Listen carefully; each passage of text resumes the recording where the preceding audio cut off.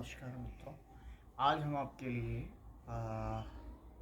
माँ बहन बेटियों के लिए एक श्रेष्ठ आसन, जिसे हम सेतु बंधासन के रूप में भी जानते हैं, इसके नाम से भी जानते हैं, और कंधरासन, ये इन दोनों आसनों को हम माँ बहन बेटियों के लिए अति आवश्यक अपने शास्त्रों ने कहा है। और इसमें जो भी धातु संबंधी विकृतियां हैं, जो यूट्रेस वगैरह संबंधी विकृतियां हैं, उन सभी को पूरी तरह से नष्ट कर देने वाला आसन कहा है। इसके अभ्यास को हम कैसे करते हैं, कितने देर करते हैं, कितना देर करना चाहिए, कैसे करना चाहिए, और इसमें औषधि भी हम क्या लें, इस विषय में हम आपको आज बताएंगे। इसके लिए आप देखेंगे कि कैसे हम सबसे पहले सेतु बंधासन का अभ्यास बताएंगे, उसके बाद कंधरासन का अभ्यास बताएंगे। तुरंत किस आसन को कितना देर करना है और कैसे करना है, फिर रोज करना है, और इसके जो लाभ हैं वो क्या है, किस रोग में ये प्रभावी है, ये जानना अति आवश्यक है। तो आइए हम सेतु बंधासन को सबसे पहले करते हैं। देखेंगे हम अपनी ऐसे पैर को सीधा करते हैं, हाथों को पार्श्व पृष्ठ में रखते हैं, और यहाँ से अपनी कमर से ऐसे उठाते हैं और इसे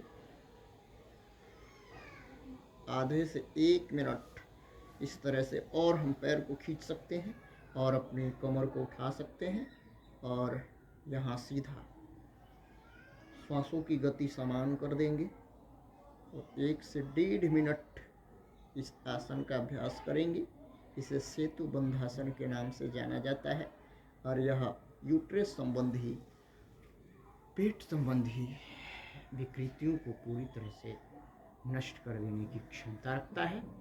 इस आसन के कुछ ही देर बाद हम बहुत ही आवश्यक आसन, जिसका नाम है कंधरासन, इस आसन का अभ्यास करेंगे हम अपने पैर को सिमटते हुए, और अपनी दोनों हाथों को से अपनी जो एड़ी है उसे पकड़ेंगे और बीच से उठा देंगे।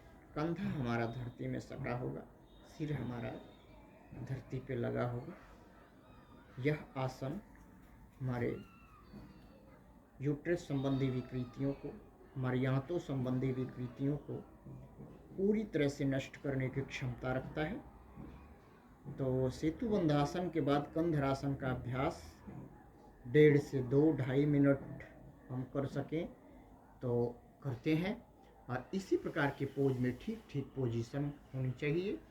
और जिन माँ बहन बेटियों का जो है ऑपरेशन वगैरह हुआ हो, ऑपरेशन के 6-7-8 महीने तक हम इन आसनों को न करें, सावधानी बरतें। तो यह 2 प्रकार के आसन, और फिर औषधियों में हम जो है वो सर्वकल्पवाद की जो दिव्य फार्मेसी से बनी हुई पतंजलि की जो औषधि है, हम प्रयोग करेंगे। उसकी जो है क्वाथ बना करके और खाली पेट उसका प्रयोग हम करेंगे। फिर देखेंगे हमारी यूट्रेस संबंधी विकृतियाँ, हमारी आंतों संबंधी विकृतियाँ किस तरह से नष्ट हो जाती है।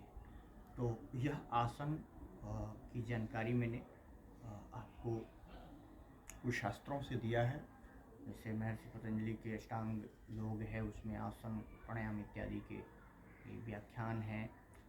फिर जो है सबके लाभ और करने की विधि, ये सब बताई गई।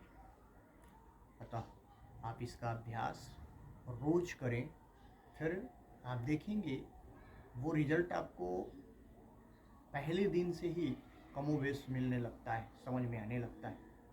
फिर तो 15-20 दिन यदि लगातार करें तो आपका 50-60% पूरी तरह से सुधार हो जाता है। फिर इसका अभ्यास पूरा जीवन करें और पूरी तरह से आप स्वस्थ रहें। अतः